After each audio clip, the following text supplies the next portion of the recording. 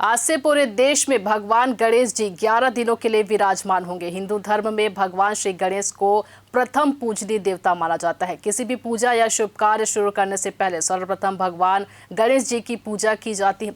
मान्यता है कि बिना गणेश जी की पूजा के कोई भी शुभ कार्य संपन्न नहीं हो सकता। लेकिन क्या आप जानते हैं कि सभी देवताओं में गणेश जी को ही क्यों प्रथम पूजनीय देवता माना जाता है?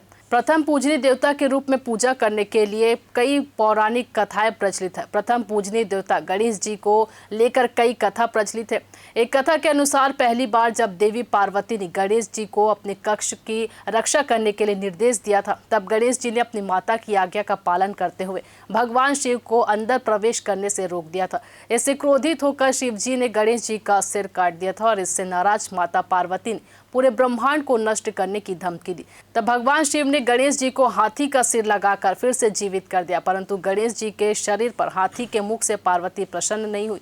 इसके बाद भगवान शिव ने घोषणा की कि कोई भी पूजा या शुभ कार्य करने से पहले भगवान गणेश की पूजा होगी। बिना गणेश जी की पूजा अधूरी मानी जाएगी।